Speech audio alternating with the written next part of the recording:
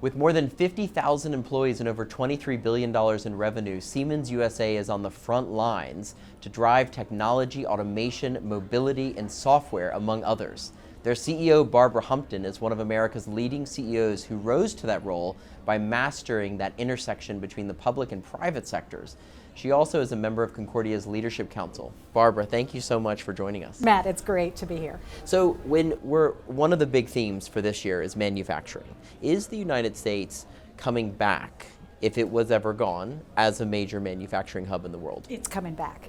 And I'll tell you why. There are two major factors at play. One is, and I just had the chance to be on stage here at Concordia talking about the supply chain, and everyone recognizing we need more resilience. We've got a chance to actually bring manufacturing closer to the point of demand. So what we call glocalization is at work.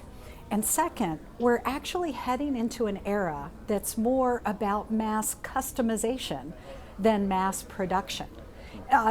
We're all going to be wanting the things that we specifically want. It's possible with the tools of modern manufacturing. What are the driving factors that are bringing a lot of this manufacturing to the United States and the growth that you see? Yeah, when I talk to global leaders about their businesses and how they're making decisions to actually put manufacturing in the US, the number one thing I hear is about stability. People want to know that when they make their investment, that the business conditions are going to be such that that investment will pay off. And here they can count on the rule of law. They get access to talent, and we know that's huge. But I'm hearing more and more about access to affordable energy. I mean, the US really has all of these factors. And so it's a perfect moment for us to reestablish that middle class of the manufacturing sector that has driven our economy for so long.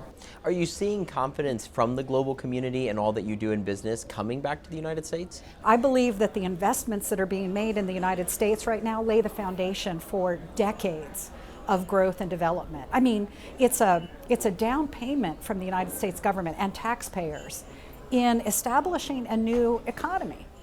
And that new economy is going to be more digital, it's going to be more electric, it's going to be more connected. And now we've got the American ingenuity to bring all of that to life. And you see the money flowing in from the private sector to invest and build out what needs to be our future.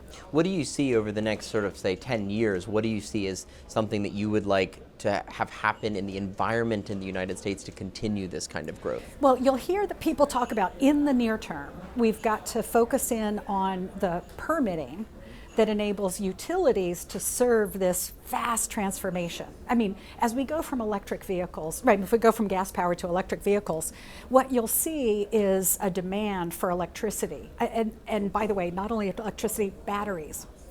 I mean, an example is just in the battery manufacturing sector, their volume needs to increase sevenfold in the next 7 years. And you kind of say, wow, you know, how are we going to make that happen? The need for power is huge. So I think we're going to have to tackle permitting, but the biggest challenge and the biggest opportunity we have before us is in the area of workforce. Right now, we are at a point where you've seen record low unemployment. You've seen in the manufacturing sector anywhere between 800,000 or 1.2 million open jobs. And you say, where are all the people going to come from? This is a moment we've got to do two things. We've got to bring as much automation in as we can. We got to elevate every single person so that we make them more productive. And then we got to bring people in from the sidelines. And I'm excited about the work that's being done in public sector initiatives, like every one of the major pieces of legislation that's enabling the investment in the US also came with a workforce component. And then you get the private sector stepping to the plate, and you get the nonprofit arena coming forward. At the Siemens Foundation in the US, we've just announced a new program called Everyone Charging Forward, EV, to train the electricians who are needed in the electric vehicle charging space. So with companies, if all of us were to pick our places where we can make the greatest contribution, we're going to see ourselves really rounding out the workforce in the U.S. You talk a little bit about the Siemens Foundation, and Let's talk about the role of philanthropy, but more directly, let's talk about ESG. Okay. It's become seemingly politicized a little bit in the United States. When I'm over in Europe, it's a totally different type of conversation than when I'm here in the United States. Surely. Where do you think business might have gotten wrong in how they approach ESG, or as why it's facing the kind of political backlash that it's gotten, or even maybe market backlash? Listen, the number one thing that businesses everywhere have to do is demonstrate to shareholders that this makes sense. So I think the more we can do to draw the straight line between the efforts we are taking right now, whether it's new technologies, whether it's market focus, whether it's the way we recruit talent, all of those things we have to be able to articulate how all of that builds up and contributes to shareholder return. This is what keeps the economic engine flowing. So this fall, I'm thrilled. I'm going to have the opportunity to present our long-term strategies at Chief Executives for Corporate Purpose. Paul Newman started the organization saying business needs to do good. And now with this groundswell of focus on ESG, we've got players coming to the table and sharing their company strategies and explaining to an audience of investors, here's how this will pay off. And just a quick illustration of this. Siemens, a decade ago, decided to devote ourselves to the global megatrends of climate change, urbanization, the aging demographics of people everywhere. And you start to realize that if we focus on these inexorable forces that are driving whole markets, and we bring our skills in electrification, automation, digitalization, we're going to grow with the market. We're going to grow in the fastest part of the market, and we've seen that result playing out within the corporation. In your previous role within Siemens, your main job was every element of government as the customer of the company, right? Yes.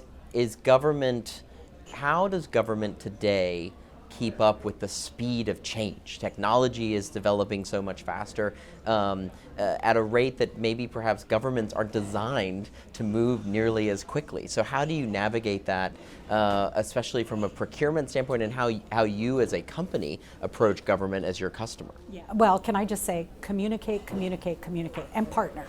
At Siemens, we're really proud to just step forward and offer our know-how. So I'm really proud to serve on Secretary Raimondo's Investment Advisory Council, for instance, how commerce can help in the field of foreign direct investment in the U.S., or on the NSTAC, the President's Advisory Board about telecommunications.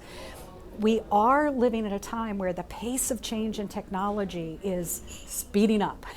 And so I think that businesses have to come to the table and support, and I was proud to see that AI companies are recognizing that, even calling for regulators, because it's only by working together that we're going to sort of keep pace with change, keep the frameworks light enough and flexible enough so that we can make decisions within them and keep the main thrust moving forward, which is how do we make the most of the technological opportunities ahead of us.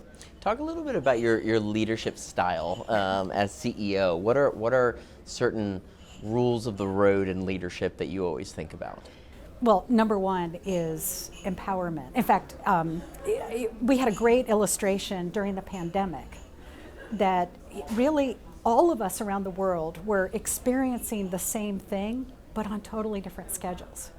And so as a global company, we said, look, 3 priorities: take care of your business, take care of your employees, and be of help to your communities wherever possible. I added a 4th in the US, which was, let's also spend some of our brain power on what's the world likely to be like once we come out of the pandemic. But with that as the watchwords, that unleashed leadership all across the country. Whether it was people helping, businesses helping hospitals, businesses supporting the data centers now that digital became so much more to the forefront. There's tremendous power in that. It's one of the hardest things for all of us as leaders to adapt to, because we've gotten so accustomed to being in the mix, being the key stakeholder, making the final call, and to let that go and to say to others, you're closest to the action, you know best, you make the call. If we can do that, we can unleash incredible potential in our organizations. We recently saw an interview with Michael Bloomberg where he talked about how he was very, very strong in his belief that everyone needs to get back to the office. Are you one of those? Are you an office? Are you always in the office, or are you more a believer in remote work? How are you approaching that? We are believers in work where you are most productive. And by the way, the office. Whose office? I have folks on my team whose natural teamwork needs to be with customers or with suppliers. I've got myself, where my natural place of work is in as much time as I could possibly spend with you, Matt.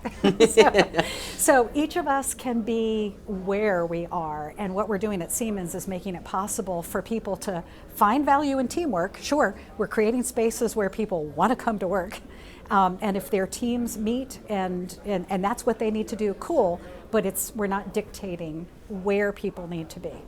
Lastly, and as I mentioned in our introduction, you have always been masterful of that intersection between the public and private sectors, and as a private sector leader, that's a huge part of your day-to-day job, is what that intersection looks like. You're here during the UN General Assembly Week, a unique time for the world when the majority of heads of government are in one place at one time. What do you hope to achieve by being here in New York this week?